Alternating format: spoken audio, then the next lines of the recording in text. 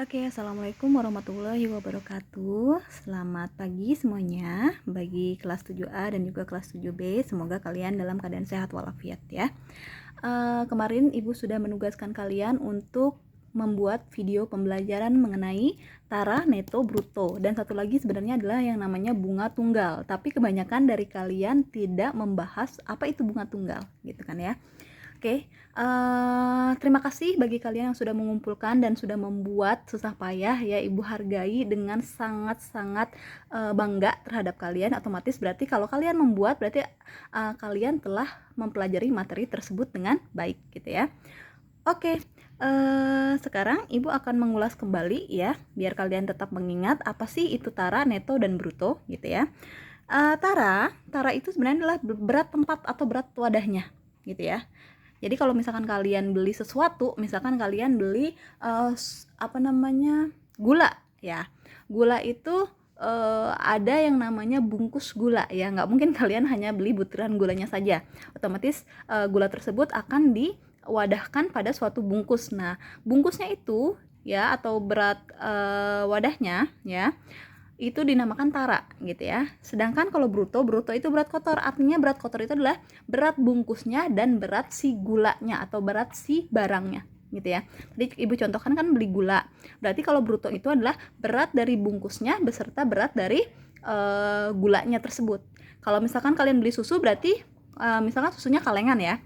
Berarti kalau bruto itu adalah berat dari si kaleng beserta si susunya, si isinya, susu kental manisnya gitu kan ya. Nah, sedangkan kalau neto itu adalah berat bersih. Jadi kalau berat bersih itu adalah berat yang berat bersih itu artinya adalah berat benar-benar isinya saja ya. Contoh, kalau kalian beli gula berarti yang ditimbang adalah gulanya saja, jangan sama bungkusnya. Kalau kalian beli susu berarti yang ditimbang adalah susunya saja, berarti si wadahnya itu tidak diikut sertakan gitu ya. Oke. Nah, di sini ada rumus ya.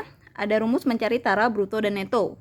Kalau mencari tara berarti bruto dikurang neto. Kalau mencari bruto berarti tara ditambah neto. Kalau mencari neto berarti bruto dikurang tara. Tolong dihafalkan ya. Nah, tapi kalau misalkan yang diketahuinya hanya persentase tara dan bruto, nah rumus mencari tara bukan lagi seperti ini ya. Berarti rumus mencari tara adalah persen tara dikali dengan bruto gitu ya. Jadi kalau misalkan mencari tara yang diketahuinya bruto sama neto, berarti pakainya rumus yang atas. Tapi kalau misalkan yang diketahuinya ada persentasenya, berarti kalian pakai rumus yang ini untuk mencari taranya, gitu ya. Kita lanjut ke contoh soal ya untuk lebih memahami materi ini, gitu ya. Di sini ada ini banyak banget ya acak-acakan ya. Oke, jangan dilihat coretannya, kita lihat saja contoh soalnya ya. Seorang pedagang membeli 20 karung beras. Di setiap karung beras tertulis neto 80 kg. Setelah ditimbang, berat seluruhnya ya 1610 kg. Berapakah tara setiap karung? Gitu ya. Oke. Ibu ulang.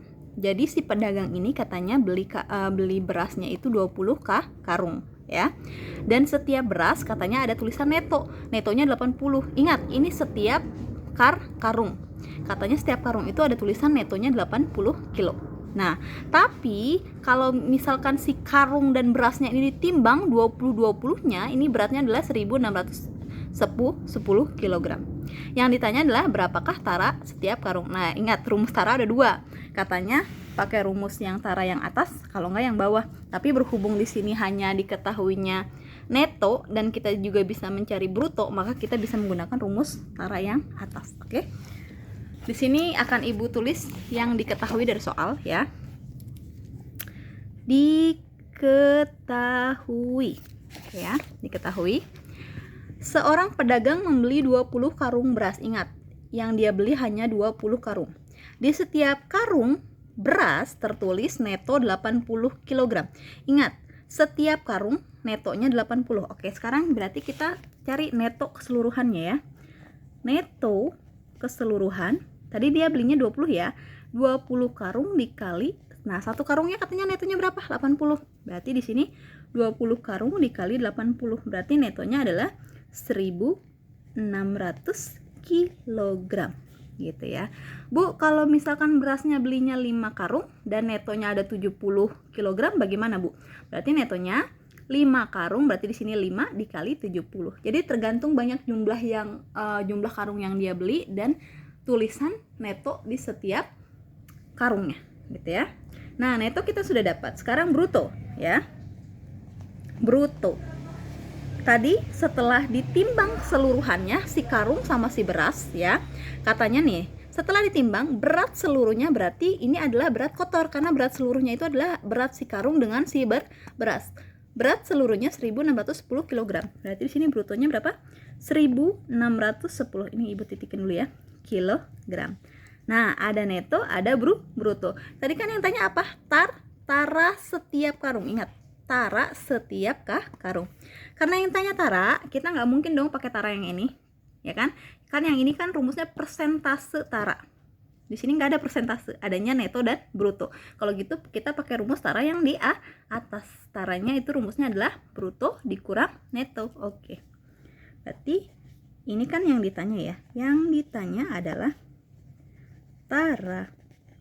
Kita jawab.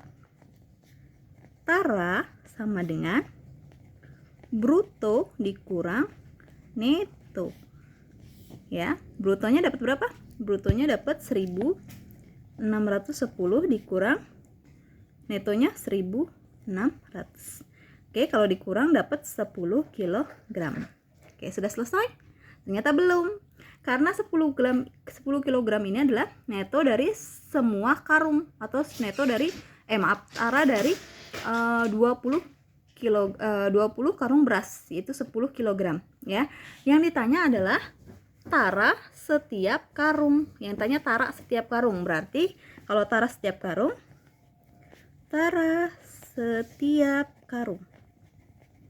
ya, tadi kan taranya kita dapat 10, ya kan? Nah, sekarang dibagi. Kenapa dibagi? Karena ini 10 itu adalah tara dari 20 karung. Nah, karena yang diminta adalah setiap karung. Nah, karungnya itu semuanya ada berapa? Ada 20. Berarti ini itu berarti 10 dibagi dengan 20 karung. Bu, kalau misalkan adanya 5 karung berarti 10 dibagi 5.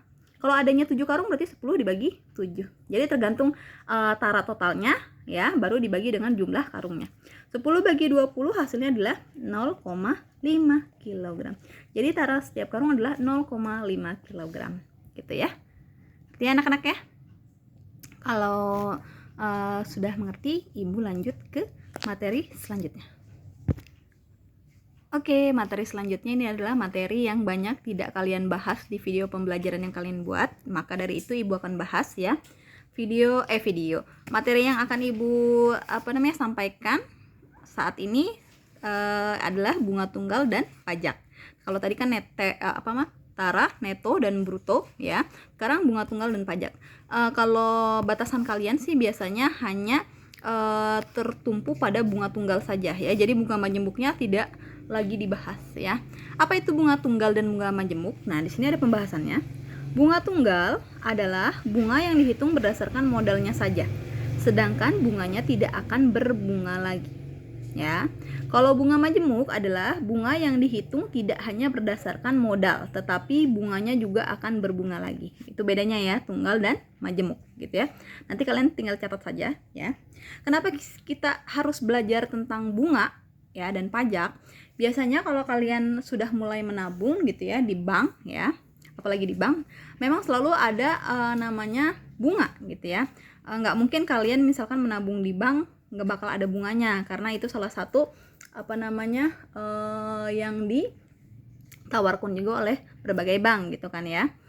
Jadi kalian ini di sini akan Ibu ajarkan cara mencari bunga ya, khususnya adalah bunga tunggal gitu ya. Kalau pajak itu biasanya kalau orang tua kalian gitu ya, biasanya ada yang namanya pajak bumi dan bangunan, ada yang namanya pajak kendaraan dan lain-lain ya. Biasanya kan seperti itu. Biasanya juga kalau kalian orang tua kalian membeli suatu kendaraan ya, biasanya itu ada yang namanya pajak pertambahan nilai ya, atau PPN ya. Nanti juga biasanya itu diakumulasikan dalam pembayaran si kendaraan tersebut gitu ya. Oke. Ibu bahas dulu ke bunga tunggal ya. Tadi kan bunga tunggal sama bunga majemuk sudah Ibu definisikan. Sekarang kita masuk ke contoh soalnya aja. Oke. Nah, di sini nih. Marisa menyimpan uang di bank sebesar 800.000. Ternyata si Marisa sudah mulai menabung di bank ya. Katanya dia menabung uang di bank sebesar 800.000 dengan bunga tunggal 18% per tahun. Ingat, ada kata-kata bunga tunggal ya.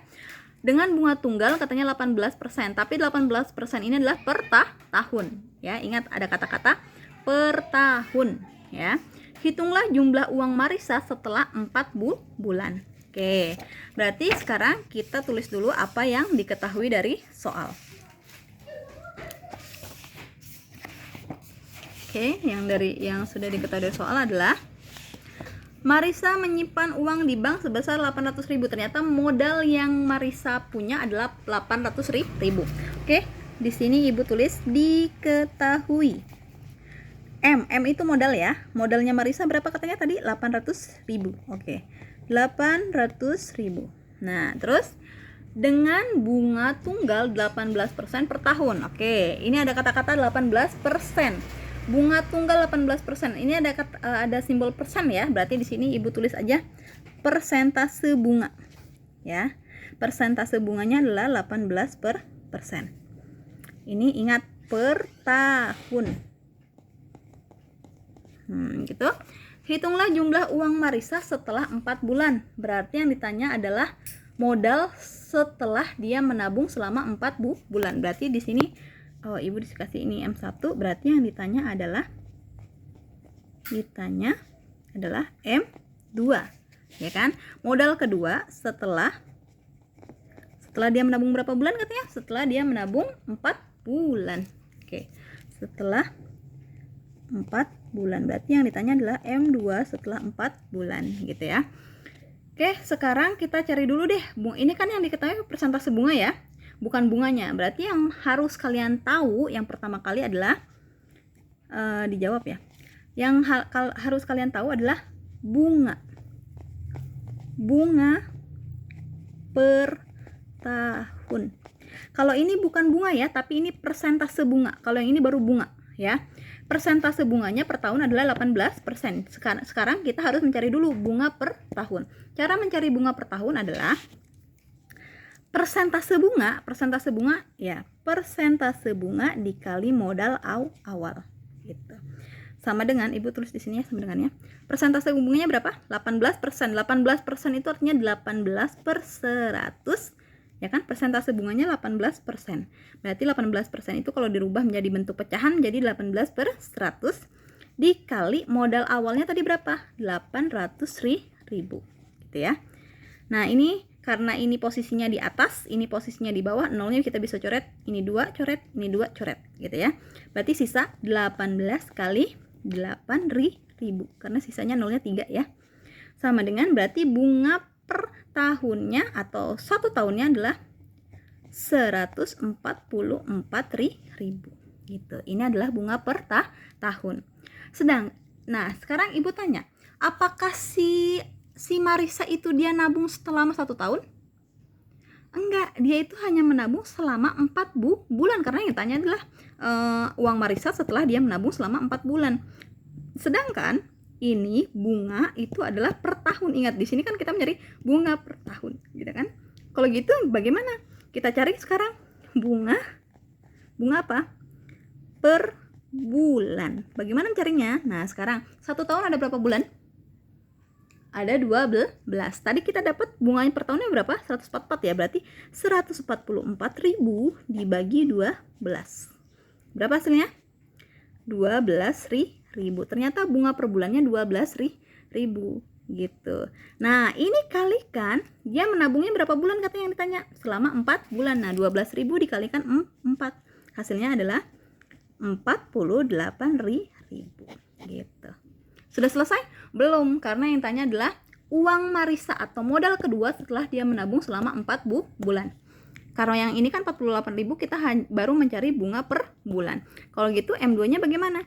M2 sama dengan M1 ditambah bunga per bulan gitu. Kenapa bunga per bulan? Karena dia hanya menabungnya selama 4 bulan gitu ya.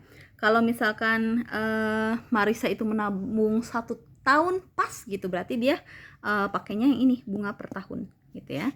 Nah sekarang M1 nya tadi berapa? 800.000 ditambah, nah bunga per bulan pakai yang mana? Yang 12.000 apa yang 48.000? Karena dia menabungnya selama 4 bulan, berarti kita pakainya yang 48.000 ya. Berarti di sini tambah 48.000. Berarti hasilnya adalah 848.000 rupiah. Jadi tabungan si Marisa setelah 4 bulan itu menjadi segini nih, 848.000 rupiah gitu. Oke, mari semuanya ya. Lanjut ya. Oke, sekarang kita masuk ke soal selanjutnya ya. Di sini ada soal, Pak Jamil membeli sebuah mobil di dealer dengan harga 120 juta dan dikenakan pajak pertambahan nilai atau PPN sebesar 10%. Berapa rupiah Pak Jamil? Berapa rupiahkah Pak Jamil harus membayar mobil tersebut? Gitu ya. Jadi dia belinya kan 120 juta tuh harga mobilnya, tapi karena biasanya kalau misalkan membeli kendaraan mobil itu akan dikenakan PPN nih ya. Nah, dia itu harus nggak mungkin dia membayar 120 juta aja. Nah, bagaimana cara menghitungnya? Kita cek sekarang ya. Oke, sini Ibu tulis diketahui ya. Diketahui. Modal ya, modal aja ya Ibu tulisnya. Berapa modalnya? Modal 1 berarti 120 juta. Terus pajak, persentase pajak ya 10%, berarti ini persentase pajak. Nah, kalau persentase pajak itu nggak ada tulisan per tahun atau apa ya, cuman 10% aja gitu ya. Berarti persentase pajak aja 10% gitu ya. Nah, terus yang ditanya itu adalah M kedua atau biaya setelahnya dikenakan pajak gitu ya. Oke, kita jawab dulu. Nah, kalau tadi kan kita juga persentase bunga nulisnya, berarti kita harus mencari bunga dulu kan, bunga per tahun baru bunga per bulan. Kalau sekarang kita diketahuinya persentase pajak, berarti yang harus kita cari adalah pajaknya dulu. Ya, gitu ya. Pajaknya berarti persentase pajak dikali modal 1. Persentase pajak itu 10%. Kalau dipecahkan jadi 10 per 100 dikali 120 juta. Udah juga ya. Oke, ini coret 2, ini juga coret 2. Sisa adalah 10 dikali berapa tuh? 2, 3, 4, 5. Berarti 1.200.000 ya. 1.200.000 gitu. Hasilnya adalah 12 juta. Nah, ternyata pajaknya itu 12 juta. Wah, lumayan juga ya. Harga mobilnya adalah 120 juta. Oh, maaf, ini 120.000 Ibu nulisnya. Oke, 120 juta. Kalau gitu M2 sama kayak tadi. M1 ditambah pajak gitu. M1-nya tadi berapa? 120 juta ditambah pajaknya berapa? 12 juta. Jadi totalnya hasilnya adalah berapa? Ada 132 juta. Nah, ini ternyata siapa namanya tadi? Pak Jamil itu harus membayar apa? Membayar harga mobilnya itu sebesar 132 juta rupiah, bukan 120 juta lagi ya, karena untuk membeli kendaraan mobil itu biasanya akan dikenakan pajak pertambahan nilai atau PPN gitu ya. Jadi si Pak Jamil harus membayarnya itu sebesar 132 juta rupiah gitu. Oke, ada pertanyaan? Kalau ada pertanyaan silahkan kalian japri aja di chat WA aja ya. Oke, kita lanjut ke materi selanjutnya. Oke, nanti akan Ibu tugaskan ya. Di sini kan ada beberapa kolom ya, ada bruto, ada tara, ada neto. Nah, di sini ada beberapa juga nilai yang nggak ada. Ini kan ada brutonya 100, ada taranya ada. Nah, netonya titik-titik. Berarti kalian harus mencari berapakah nilai dari kolom yang kosong gitu ya. Jadi cara mencarinya, kalian jangan langsung isi. Kalian harus menggunakan cara yang sudah Ibu berikan gitu ya. Nah, nomor 2 pertama kan yang ditanya itu adalah yang tidak ada nilainya adalah neto. Berarti yang ditanyakan neto ya. Nah, di sini berarti kalian tulis neto. Nah, Ya gitu ya. Neto, apa neto rumusnya? Karena yang diketahuinya bruto dan tara, berarti rumus neto itu adalah bruto dikurang tara. Nah, berarti di sini bruto dikurang tara. Brutonya dapat berapa? 100. Taranya juga dapat berapa? 1,5. Berarti 100 dikurang 1,5. Hasilnya adalah berapa coba? Hasilnya adalah 98,5 kilogram gitu ya. Jadi pakai cara ya. Jangan langsung isi karena ibu pengen tahu kalian prosedur cara pengisiannya itu bagaimana sehingga menghasilkan nilai seperti itu gitu ya. Oke, ngerti ya? Kalau gitu pertemuan kita dicukupkan sampai sini saja. Kurang lebihnya ibu mohon maaf. Ibu tutup. Wabillahi taufiq wal hidayah. Wassalamualaikum warahmatullahi wabarakatuh.